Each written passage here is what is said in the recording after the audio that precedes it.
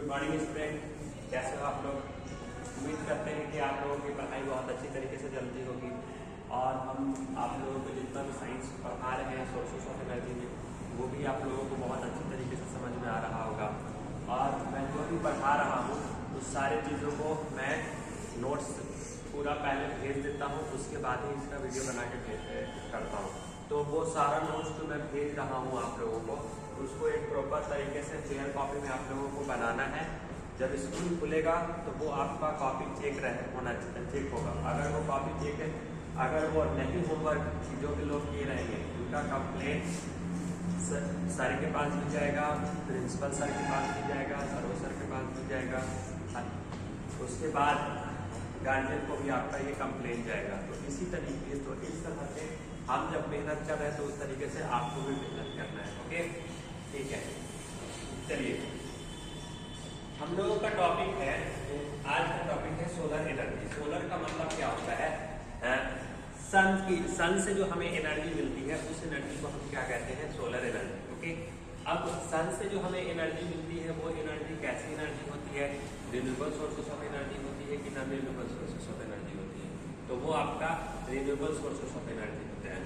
और renewable sources of energy आप जानते हो कि वैसा सोर्सेस ऑफ एनर्जी जिसका हम कंटिन्यूअस इस्तेमाल करते रह सकते हैं और वो एक बार अगर ख़त्म भी हो सकता है तो फिर उसको हम दोबारा प्राप्त भी कर सकते हैं। सन आपको जान रहे हो कि कंटिन्यूअसली हीट एनर्जी दे रहा है, इसीलिए और वो ख़त्म नहीं हो सकता है। अगर वो ख़त्म हो जाएगा तो आपका अर्थ एक डेड स्क्वायर हो जाएगा, प्लांट का फोटोसिंथेसिस का प्रोसेस नहीं हो पाएगा। तो इस पॉइंट ऑफ व्यू से वो हमारे लिए बहुत ज़्यादा जरूरी है। देखिए, सोलर एनर्जी कहते हैं किसको? The sun is the source of all the energy. हम लोग जानते हैं कि हमारे एनर्जी का मेन स्रोत क्या है इस पृथ्वी पर? इस पृथ्वी पर एनर्जी का मेन स्रोत क्या है? सन है। और पूरे पृथ्वी को नेचुरल लाइट जो मिलता है वो किसके थ्रू मिलता है? सन से मिलता है। और आपको पता है सन ही एक वो चीज़ है जिससे हमें हमारे बॉडी को क्या मिलता है? विटामिन डी मिलता है। ओके, हमारे बोन्स को मजबूत करने के लिए क्या चाहिए? विटामिन डी चाहिए। तो सन से आपको विटामिन डी भी मिलता है और फोटोसिंथेसिस का प्रोसेस तो होता ही है। ओके, देखिए, इसीलिए हम लिख रहे हैं the sun is the sources of all energy. Sun जो होता है ये सारे एनर्जी का एक सोर्सेस है। The sun provide us heat. Sun से हमें क्या मिलता है? तो सन से मेन चीज हमें क्या मिलता है? हीट मिलता है। ओके, दूसरा चीज हमें क्या मिलता है? लाइट एनर्जी मिलता है। ओके, तो the sun provide us heat. Sun से क्या मिला? हीट मिला। दूसरा लाइट मिलता है। और ये लाइट एनर्जी जो हमें मिलता है वो कैसा मिलता है? ये हमें फ्री ऑफ कॉस्ट मिलता है। तो दूसरे पॉइंट से क्या सीख रहे हैं कि सन हमें मेनली क्या प्रोवाइड करता है? तो हीट प्रोवाइड करता है। दूसरा क्या प्रोवाइड करता है? लाइट एनर्जी प्रोवाइड कराता है। तीसरा क्या प्रोवाइड करता है? ये हमें जो एनर्जी जो प्रोवाइड कराता है वो फ्री ऑफ कॉस्ट प्रोवाइड कराता है। ये नहीं कि आप सन एनर्जी को जो यूटिलाइज कर रहे हो उसके लिए गवर्नमेंट को आपको अलग से पेड करना पड़ता है कि नहीं, आप सन की रोशनी का इस्तेमाल कर रहे हो, इसके लिए आपको अलग से गवर्नमेंट को पैसा पेड करना पड़ेगा। वैसा कुछ नहीं है। फिर देखिए, the energy obtain from the sun is called solar energy. Solar energy क्या होता है? वो वैसा एनर्जी जो हमें सन से प्राप्ति होती है या सन से मिलता है, उस तरह के एनर्जी को हम क्या कहते हैं? सोलर एनर्जी कहते हैं। इसीलिए हमने लिखा है the energy obtain from the sun is called solar energy. Okay, अब सोलर एनर्जी से कौन कौन से, जैसे सोलर कुकर जो हुआ, ओके, खाना बनाने वाला सोलर कुकर क्या होता है कि वैसा कुकर जिसके थ्रू क्या कहते हैं हम अपना फूड्स बनाते हैं। ओके, सन की एनर्जी का इस्तेमाल करके जो हम फूड्स बनाते हैं, जो हम खाना बनाते हैं, उस तरह के एनर्जी को हम सोलर कुकर कहते हैं। ओके, देखिए, इसीलिए हमने लिखा है the solar cooker is a device. Solar cooker क्या है? सोलर कुकर एक तरह का डिवाइस है। Okay, which is used to cook, जिसका इस्तेमाल किस चीज में किया जाता है? जिसका इस्तेमाल खाना बनाने में किया जाता है। Okay, which is used to cook foods by utilizing the heat. कैसे? सन के से जो एनर्जी मिलता है उस एनर्जी के हीट का इस्तेमाल किया जाता है और उसके हीट एनर्जी का इस्तेमाल करके उसका यूटिलाइजेशन किसमें किया जाता है? फूड बनाने में किया जाता है, खाना बनाने में किया जाता है। Okay, heat energy radiated from the sun, जो सन से जो एनर्जी रेडिएट होता है उससे। तो ओवरऑल सोलर कुकर से आपने क्या सीखा कि सोलर कुकर एक तरह का डिवाइस होता है। कैसा डिवाइस होता है? जो सन से हीट एनर्जी को क्या करता है? एब्सॉर्ब करता है, और एब्सॉर्ब करने के बाद उसकी हीट एनर्जी का यूटिलाइजेशन करके वो क्या करता है? फूड बनाता है। इसी चीज को हम क्या कहेंगे? सोलर कुकर कहेंगे। अब सोलर एनर्जी डिवाइस क्या होता है? तो देखिए सोलर एनर्जी डिवाइस क्या है? A device which gets heated by using the sun. मतलब वैसा डिवाइस जो सन से सन एनर्जी की वजह से उसको क्या मिलता है? हीट मिलता है। क्या लिखा है? A device which gets heated by using the sun heat energy is called solar heating device. Solar heating device क्या है? मतलब वैसा हीटिंग डिवाइस जो सन की रोशनी की वजह से हीट हो जाता है, तो इस तरह के डिवाइस को हम क्या कहते हैं? सोलर हीटिंग डिवाइस कहते हैं। जैसे कि आपका इसका एग्जांपल क्या है? सोलर पैनल क्या होता है? सन की रोशनी को क्या करता है? वो हीट लेता है और लेने के बाद वो हीट एनर्जी जनरेट करता है। तो वो सोलर पैनल कौन सा डिवाइस होगा? सोलर एनर्जी डिवाइस होगा। ओके, क्योंकि those energy which are obtained from the sun या those device which gets energy from the sun, that's devices is called solar energy device। आप ऐसे बोल सकते हो कि वैसा डिवाइस जो अपनी एनर्जी जो पाते हो सन से, सूरज की रोशनी से, तो इस तरह के डिवाइस को हम कौन सा डिवाइस कहेंगे? सोलर एनर्जी डिवाइस कहेंगे। कोई दिक्कत? उम्मीद करते हैं कि सोलर एनर्जी डिवाइस में आप लोगों को कोई दिक्कत नहीं हुआ होगा। ओके, अब सोलर एनर्जी डिवाइस में कौन सा है? तो पहला होता है सोलर कुकर। अभी हम लोग जस्ट पढ़े हैं सोलर कुकर क्या होता है। दूसरा होता है सोलर सेल। जो आपका सोलर सेल होता है उसमें जो मटेरियल्स जो यूज होता है वो सिलिकॉन मटेरियल्स यूज होता है। ओके, वो सब। अब देखिए बायोमास क्या होता है। तो देखिए बायोमास क्या होता है? हम क्या लिखा है? The dead parts of plants and tree and the waste materials of animals are called biomass. देखिए बायोमास किसको कहते हैं? कि जो भी एनिमल्स वेस्ट प्रोडक्ट है, ह्यूमन वेस्ट प्रोडक्ट्स है, प्लांट्स वेस्ट प्रोडक्ट। देखिए ऐसे नहीं समझिए, थोड़ा सा आसान लैंग्वेज में समझिए। बायोमास एनर्जी है क्या? तो जो इंसान, जो मानव जाति के जो वेस्ट मटेरियल्स जो होते हैं, अनयूजफुल मटेरियल्स जो होते हैं, जो प्लांट्स के जो वेस्ट मटेरियल्स जो होते हैं, जो जिनका यूटिलाइजेशन हम नहीं कर सकते हैं, वो वेस्ट मटेरियल, इंसान का वेस्ट मटेरियल्स, जानवर का वेस्ट मटेरियल्स, प्लांट्स का वेस्ट मटेरियल्स। ओके, इन सारे वेस्ट मटेरियल्स या और डेड एंड डिकेइंग मैटर्स के जो वेस्ट मटेरियल्स जो होते हैं, या जो भी डेड एंड डिकेइंग मैटर्स जो होते हैं, वो सारे आपके क्या कहलाते हैं? वो सारे आपके बायोमास एनर्जी कहलाते हैं। ओके, तो अगर आपसे कोई बायोमास पूछेगा तो बायोमास क्या होगा? तो बायोमास एक तरह का सब्सटेंस है जो भी इंसान का भी वेस्ट मटेरियल्स हो सकता है, एनिमल्स का भी वेस्ट मटेरियल्स हो सकता है, प्लांट्स का भी वेस्ट मटेरियल्स हो सकता है, या डेड एंड डिकेइंग का वेस्ट मटेरियल्स होता है। तो इन सारे वेस्ट मटेरियल्स को हम क्या कहते हैं? बायोमास कहते हैं। अब इस बायोमास से मटेरियल्स का इस्तेमाल करके कौन कौन सी एनर्जी जनरेट किया जाता है? तो पहला जो एनर्जी जो जनरेट किया जाता है वो होता है बायोगैस।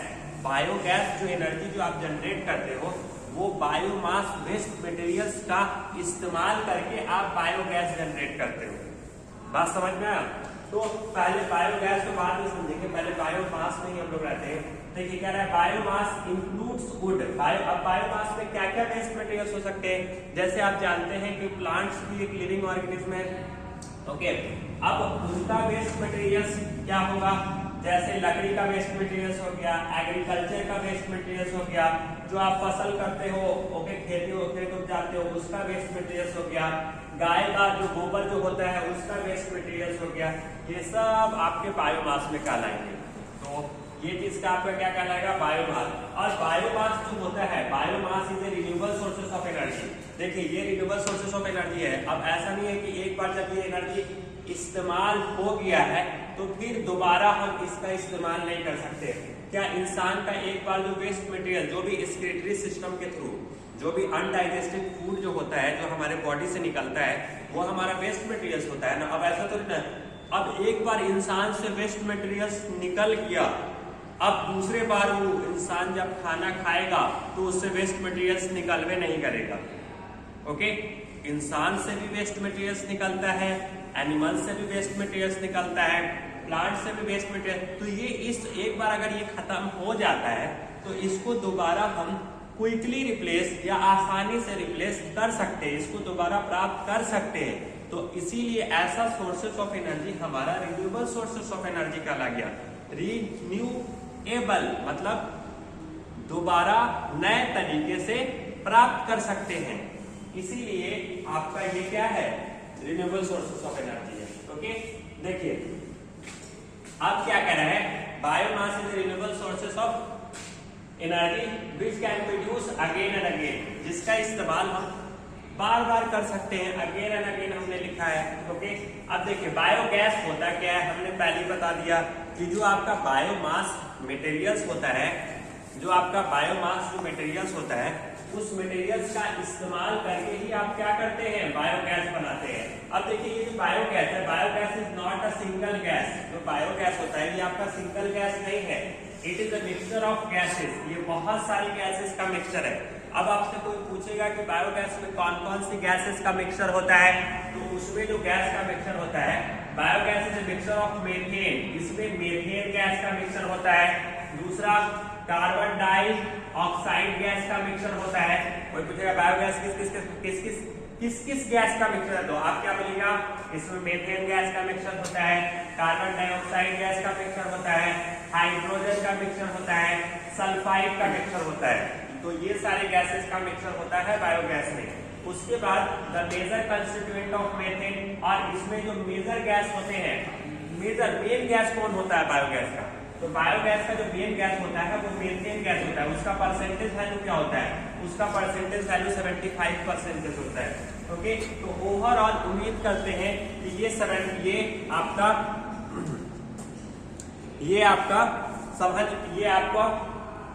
आपका बायोमास समझ में आ गया होगा।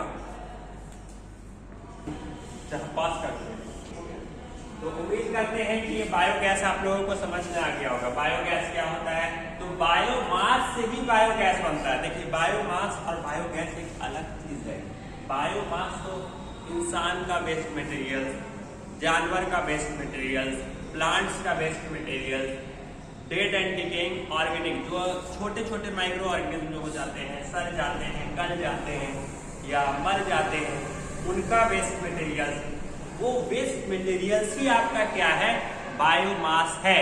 ओके, लेकिन उस वेस्ट मटेरियल्स का आप यूटिलाइज करके जो इस्तेमाल करते हो, उस मटेरियल्स को लेते हो और उस मटेरियल्स का इस्तेमाल करके जो इंडस्ट्रीज वगैरह में जो बायोगैस बनाते हो, वो आपका बायोगैस कहलाता है।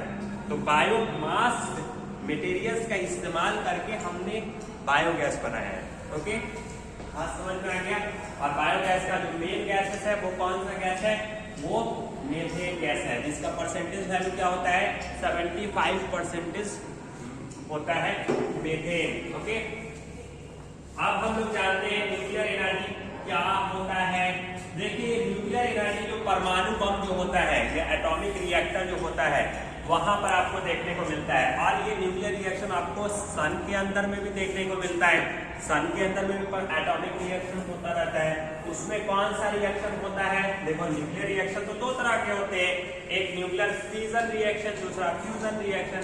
तो सन के अंदर ये वाला रिएक्शन होता है, nuclear fusion reaction. Okay, nuclear fission reaction, nuclear fusion reaction होता क्या है, इसको अभी हम लोग तुरंत देखेंगे।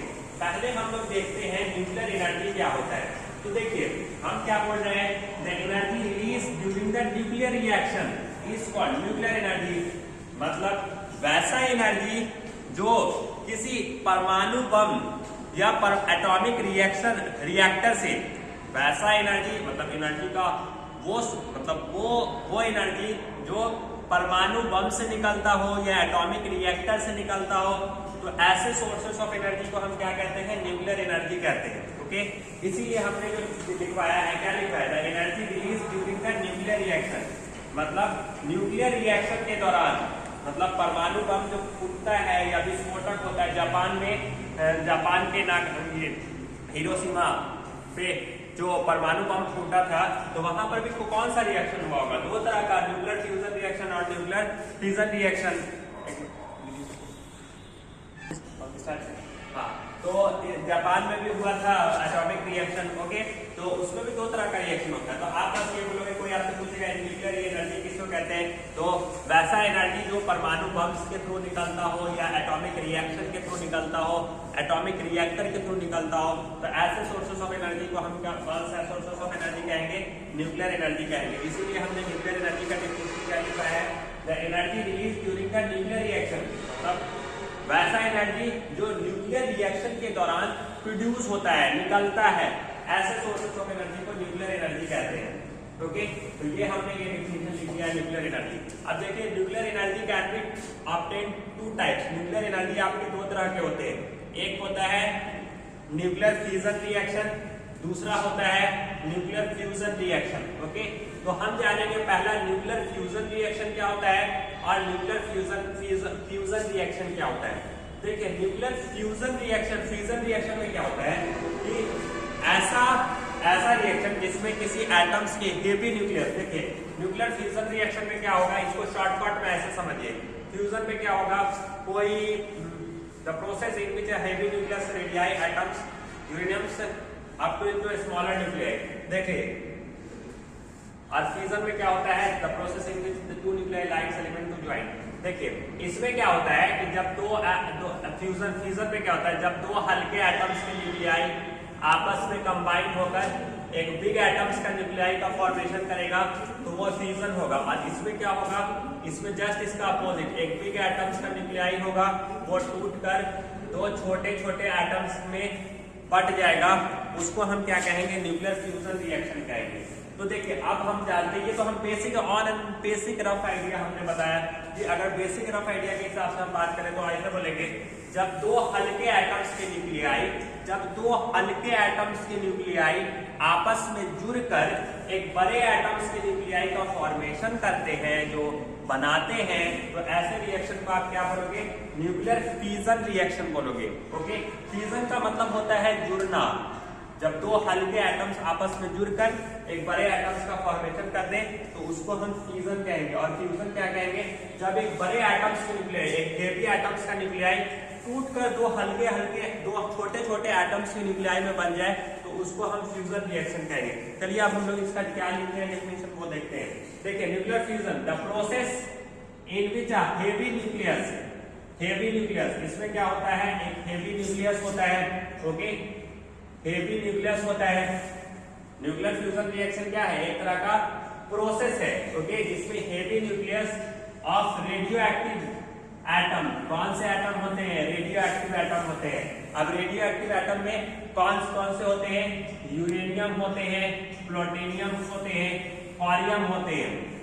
ओके, ये सारे चीज क्या होते हैं, स्प्लिट्स करते हैं, टूटते हैं। Okay, up to into smaller nuclei, छोटे न्यूक्लियाई में। ओके, ये आप देख रहे हैं, ये आपका हेवी न्यूक्लियाई है, हेवी है। ओके, वो ये छोटे छोटे में टूट रहा है, छोटा छोटा ये क्या हो रहा है, न्यूक्लियाई में टूट रहा है। तो जब कोई हेवी न्यूक्लियस टूटकर छोटे छोटे न्यूक्लियाई में बदलते हैं, क्या लिख रहा है, the process in which heavy nucleus of radioactive atom. मतलब कोई हेवी न्यूक्लियस होगा रेडियो एक्टिव एटम का, और वो टूटेगा किस चीज में, heavy nucleus atoms of radioactive atoms such as uranium, किस चीज में, यूरेनियम में, प्लूटोनियम में, थोरियम में।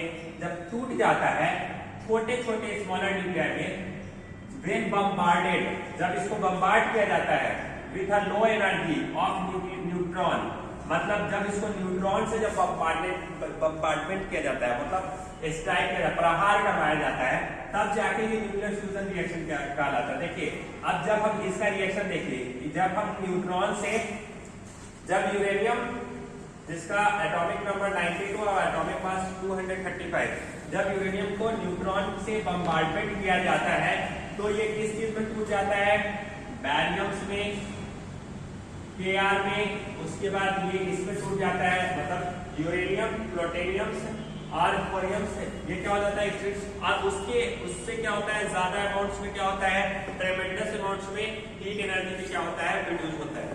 ओके, तो इस टाइप का रिएक्शन होता है यूरेनियम 92 to 235 को जब न्यूट्रॉन से बॉम्बार्डमेंट किया जाता है तो बैरियम प्रोटॉन्स और न्यूट्रॉन्स वगैरह क्या होते हैं जनरेट होते हैं। इस तरह से 3 न्यूट्रॉन है, इस तरह से ऐसे ऐसे ऐसे क्या हो जाते हैं जनरेट हो जाते हैं और उससे क्या हो जाता है हीट एनर्जी जनरेट होता है।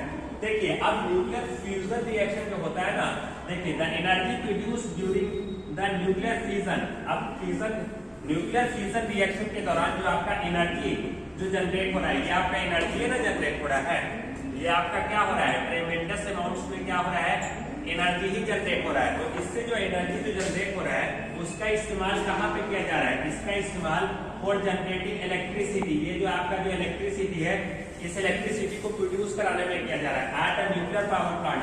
जिस तरह से थर्मल पावर प्लांट होता है, हाइड्रोथर्मल पावर प्लांट होता है, सोलर पावर प्लांट होता है, विंड एनर्जी पावर प्लांट होता है, उसी तरह से न्यूक्लियर पावर प्लांट भी होता है। तो न्यूक्लियर पावर प्लांट में इलेक्ट्रिसिटी, न्यूक्लियर पावर प्लांट्स के थ्रू भी आप क्या कर सकते हो इलेक्ट्रिसिटी जनरेट कर सकते हो। तो वहां पर भी इलेक्ट्रिसिटी को जनरेट करने के लिए इसका इस्तेमाल किया जाता है। अब देखिए न्यूक्लियर फ्यूजन रिएक्शन, ये रिएक्शन सन में भी होता है। ओके, हाँ अब सॉरी ये जो है ना, सॉरी बाय मिस्टेक हमने आपको थोड़ा सा गलत बता दिया। ये जो है ये जो है ना, ये पहले ये वाला रिएक्शन का ऑप्शन ये यहाँ पे है, पहला वाला जो ऑप्शन है ना दो है हेवी न्यूक्लियस, एक minute heavy nucleus of radioactive substance, नहीं यही वाला सही है, सॉरी यही वाला सही है। ये आपका क्या है हेवी न्यूक्लियस है। ओके, वो चूटकर छोटे छोटे एटम से बदल जाता है। और फ्यूजन में क्या होता है, ओके फ्यूजन में क्या होता है, तो ये आपका क्या हो गया फ्यूजन हो गया। अब आप देख लीजिए इसमें अब आपको समझना है फ्यूजन रिएक्शन क्या होता है, the process in which 2 nuclei of light element, okay जिसमें 2 न्यूक्लियाई के लाइट एलिमेंट। फ्यूजन में क्या होता है, फ्यूजन में ऐसा होता है जब 2 हल्के एटम्स के न्यूक्लियाई आपस में जुड़कर एक बिग एटम्स के न्यूक्लियाई का फॉर्मेशन करते हैं। तो इसको फिर उल्टा लिखा गया था, सॉरी बाबू ये गलत लिखा गया था। न्यूक्लियर फ्यूजन में क्या होता है कि 2 हल्के एटम्स के न्यूक्लियाई आपस में जुड़कर एक बिग एटम्स का न्यूक्लियाई का फ्यूजन में क्या होता है कि एक बिग एटम्स के न्यूक्लियाई आपस में बिग एटम्स के न्यूक्लियाई टूटकर 2 छोटे छोटे एटम्स के न्यूक्लियाई में फॉर्मेशन करते हैं। तो उसको हम क्या कहते हैं फ्यूजन रिएक्शन कहते हैं। देखिए फ्यूजन में ये होगा, आई एम एक्सट्रीमली सॉरी क्योंकि ये बाय मिस्टेक लिखा गया है, तो बस रिवर्स कर देना है। जो हम नीचे वाला लिखाए थे उसको ऊपर कर देना है, जो ऊपर वाला लिखाए थे उसको नीचे कर देना है, इस point basic point of rough तरीके से। बाकी ये सब कुछ सही है। आपको फ्यूजन में ये कहना है कि जब हेवी एटम्स के न्यूक्लियाई, ये क्या है हेवी एटम्स के न्यूक्लियाई टूटकर छोटे छोटे एटम्स के न्यूक्लियाई में क्या बदल जाए स्मॉलर न्यूक्लियाई में बदल जाए, तो उसको हम क्या कहते हैं न्यूक्लियर फ्यूजन रिएक्शन कहते हैं। इसीलिए हमने कहा the process in which 2 nuclei of light element का मतलब हल्के एलिमेंट्स ज्वाइंट हो जाते हैं, joint together of heavy nucleus called nuclear fusion reaction. जैसे हीलियम को लिथियम के साथ रिएक्शन कराओगे तो ये बेरिलियम और ट्रेमेंडस अमाउंट्स में क्या होते हैं हीट एनर्जी जनरेट करते हैं। तो इस तरह से उम्मीद करते हैं कि आपको ये सारा बात अच्छी तरीके से समझ में आया होगा और इसमें कोई भी डाउट नहीं होगा। बाकी इनकेस अभी भी कुछ अगर डाउट होगा तो क्लास खुलेगा ही, तो उसमें हम पूरा कवर कर देंगे। अब कल जो इससे रिलेटेड जो पढ़ाई होगा वो जितना भी आपका पढ़ाया गया है वो सिर्फ रिविजन करवाया जाएगा कि ओवरऑल फिर से एक बार पूरा चीज आपको क्या करवा दिया जाएगा, आप लिखाएंगे नहीं, सारा टॉपिक लिखेंगे और उस पर खाली रिवीजन चलेगा कि हाँ सोलर एनर्जी क्या होता है, फिर शुरू से सिर्फ रिवीजन करवाएंगे। ओके, तो उम्मीद करते हैं कि ओवरऑल आपको ये सारा टॉपिक समझ में आ गया होगा। फाइनली आपका आज ये सोर्सेस ऑफ एनर्जी भी खत्म हो गया। सोर्सेस ऑफ एनर्जी जो आपका टॉपिक था ओवरऑल हमने सारा नोट्स भी लिखवा दिया, टॉपिक भी आप लोगों को अच्छी तरीके से समझा दिया और आपका आज सोर्सेस ऑफ एनर्जी जो टॉपिक था वो फाइनली खत्म हो गया है। तो उम्मीद करते हैं कि आप लोगों की पढ़ाई बहुत अच्छी होगी। Best of luck.